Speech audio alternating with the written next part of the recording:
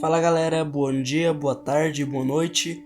E hoje vou falar sobre a Guerra Franco-Prussiana. E eu também vou falar um pouco da reunificação alemã. Naquela época não tinha uma Alemanha, mas sim o Sacro Império Romano Germânico, que teve o seu fim nas guerras napoleônicas, até que o reino da Prússia resolveu que iria reunificar todos os outros reinos e ducados. Mas o problema era que os estados do sul germânicos eram meio que influenciados pela França.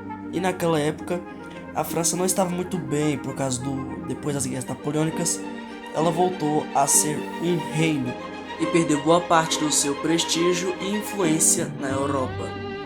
E como já é de se imaginar, o reino da França não se deu muito bem. E houve mais uma revolução na França, proclamando a Segunda República Francesa. E foi eleito presidente o cara chamado Carlos Luiz Napoleão Bonaparte, filho de, ou se quiser, Napoleão III. Ele era filho do irmão de Napoleão Bonaparte, sim, o pobre. E como a França não estava muito bem, ele resolveu que ia declarar mais um Império Francês para voltar aos tempos de glória da França, se tornando assim Napoleão III da França. E isso deu bastante certo até a Prússia chegar. E a Prússia estava mostrando que estava sendo bastante bem, conseguindo até ganhar uma guerra contra a Dinamarca, na tão famosa Guerra dos Ducados, mas que no final foi vitória alemã. A Áustria também ajudou a Alemanha, só que o problema é que ficou um território austríaco separado da Áustria, e a Alemanha acabou anexando, ou Guerra das 7 Semanas, chame como quiser. Essa guerra durou de junho até agosto de 1866, e a Prússia conseguiu o apoio de vários estados germânicos da região, e também a Prússia se aliou com o reino da Itália, com a promessa de usar os territórios de vento que eram austríacos. Mas agora vamos para a parte que interessa, que é a Guerra Franco-Prussiana em si. E também deixando claro que a Prússia criou a Confederação Norte-Germânica, até que Otto von Bismarck, político e ex-militar do reino da Prússia, sabia que os estados do sul da Alemanha eram fortemente influenciados pela França.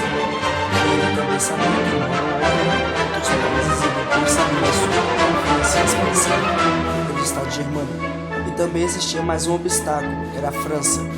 E Otto von Bismarck precisava que os estados germânicos se juntassem à Alemanha por livre e espontânea vontade. E Otto von Bismarck precisava que a França declarasse guerra à Alemanha, para que os estados germânicos o apoiassem e assim se resolvessem se unificar a Prússia por livre e espontânea vontade, e sendo oportunos para a Prússia e a França. Assim a imagem da Prússia não ficaria tão ruim. Até que um caso na Espanha, onde a Espanha não tinha rei, por causa de uma revolução que acabou acontecendo por lá, até que os espanhóis enviaram uma carta para o príncipe Leopoldo para ser o rei da Espanha. Guilherme I, que era o rei da Prússia, e até o próprio Leopoldo não estavam muito afim de aceitar isso. Até que Bismarck viu nisso uma oportunidade perfeita para poder cercar a França de dois lados, a Espanha e a Prússia. Até que depois de outros eventos aí que eu posso falar depois, e a França fez o Leopoldo não aceitar esse acordo. E depois disso, Leopoldo não se tornou o rei da Espanha. Mas Bismarck mexeu no jogo dos franceses ao ponto de parecer que a França implorou, e também parecia que Guilherme I da Prússia havia desrespeitado a França. E não demorou muito para as pessoas da França saírem pelas ruas e pedirem poder. Então, no dia 19 de junho de 1870, a França declarou guerra à Prússia, ou Confederação Norte-Germânica, iniciando assim a Guerra Franco-Prussiana. E como foi a França que declarou guerra, vários ducados e principados do sul declararam guerra à França e se uniram com a Prússia, e isso acabou com os planos franceses. E resumindo um pouco da guerra, a Prússia acabou invadindo algumas partes francesas aqui e ali, e no meio do caminho acabou capturando o rei da França. Sim, o rei da França foi capturado em batalha. E muitas outras coisas aconteceram. Até que então, a Confederação Norte-Germânica chegou até Paris. O rei da França acabou tendo que se render e foi criado o Império Alemão.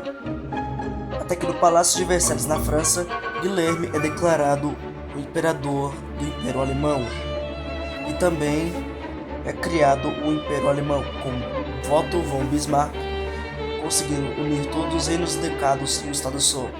A guerra franco-prussiana em si meio que destruiu a França e piorou a sua situação. Até que depois de um tempo o Império Alemão Russo se expandiu não mais na Europa, sim na África, conseguindo algumas colônias.